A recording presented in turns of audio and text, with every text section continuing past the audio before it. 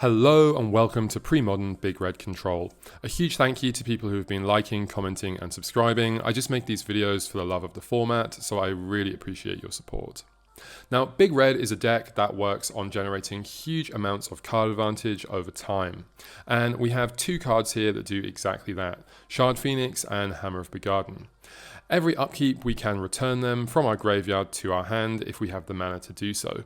And this means that we can use Shard Phoenix to deal 2 damage to non-flyers every single turn if we want to, or we can use Hammer to deal 3 damage to any target every single turn, which over time these just generate huge amounts of card advantage, and it's incredibly difficult for some decks to be a 3 damage or a Pyroclasm every single turn.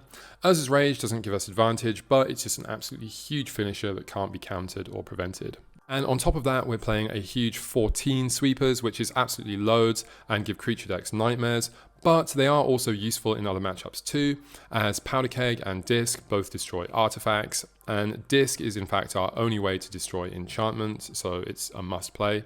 Slice and Dice drawing a card is incredible, as a lot of things only have 1 toughness, and it's also a very good way to deal with Decree of Justice tokens, or Fairy Conclaves, or things like that, against opposing counterspells. And on top of that, we just have the standard Burn, which is very good at dealing with early mana creatures or Goblin Lackeys or things like that. Lightning Bolt is a classic. Lava Dart is incredibly strong as we're playing loads of mountains and we can flash it back by sacrificing one. This is almost always a 2-for-1.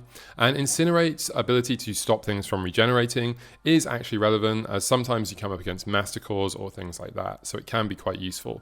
So in total, this deck just has a lot of burn in it. It's incredibly difficult for creatures to actually get through and attack you, and you just have burn and removal all the way along the curve. But we're not done there, as we actually have main deck graveyard removal in Phyrexian Furnace. It's incredibly strong against graveyard decks or random survival decks, which of course never expect main deck graveyard hate, and if we don't need it, we can just pay a mana, sacrifice it and draw a card. And we're also playing 4 copies of Pillage, which are great for destroying artifacts, as things like Mastercore can't regenerate, but we actually need these in the combo and control matchups for destroying their lands in conjunction with things like Wasteland and Dust Bowl. Sometimes their mana bases can be quite greedy, especially combo decks, so we really do rely on these. Other than that, we're playing a lot of mountains and a full set of 8 manlands. The manlands really help us to generate extra advantage over time, and the first strike on Q2 Encampment is really strong when combined with lots of burn. So these are really one of the main ways that we chip damage in and win the game over time.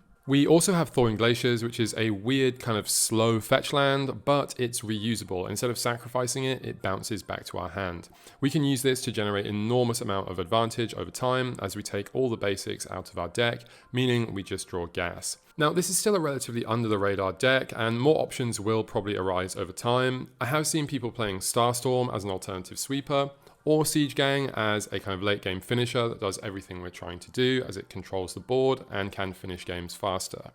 I've also seen people splashing green for things like Oath of Druids, or to shore up some of those weaknesses, as the deck really does struggle with enchantments, and splashing other colours can help to deal with that.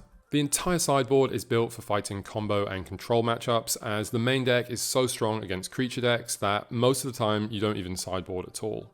You definitely want some more graveyard hate, some artifact hate. We have Ensnaring Bridge for Phyrexian Dreadnoughts and Terravores, and Red Blasts that are very good at dealing with blue spells. But I do think this sideboard will evolve with the deck over time. Mage's Contest is an incredibly interesting counterspell that can be used against non-blue cards, and one I really want to try for against those combo matchups that aren't heavy blue. And as we do rely so much on our mana disruption against control and combo decks, I'm really looking to put more of that in the sideboard. I think Blood Moon could be incredible. While it does hurt our deck a bit, it's nowhere near as much as it's going to punish opponents, and when that's backed up by more mana disruption, it really can be game over for them, so I'm definitely interested in putting more of these kind of cards in the sideboard. Having a high land count and many cards that have very similar functions mean that you can take a wide range of starting hands and pretty much be okay, as long as you have an early drop. The only difference is against combo and control, where you really want to look for those wastelands or pillages. And playing the deck is actually incredibly straightforward. We're just looking to kill all of their early stuff and build up more and more sweepers in hand, as one will take out a bunch of their stuff, then we can play another one, take out some more, until eventually we reach the late game where our manlands and late game cards just take over, and if we need to, we can point burn at their face. The only difference is against combo and control matchups, where we're really prioritizing that mana disruption plan, and you will need to mulligan for those mana destruction cards.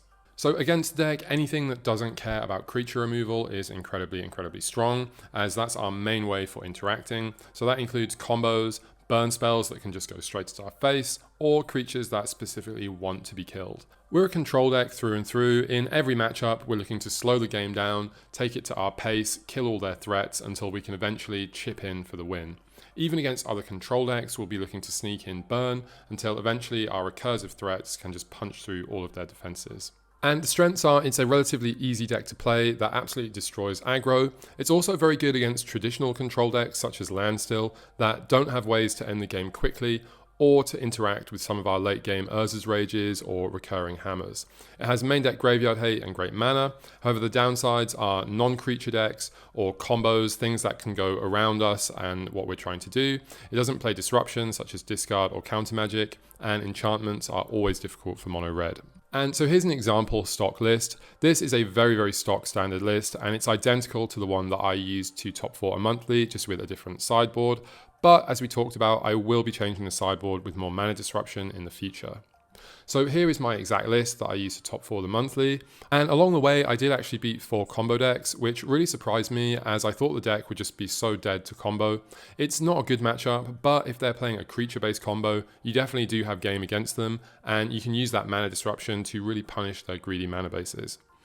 Overall, I think the deck is just super fun and I really recommend it. Otherwise, thank you for watching and see you next time.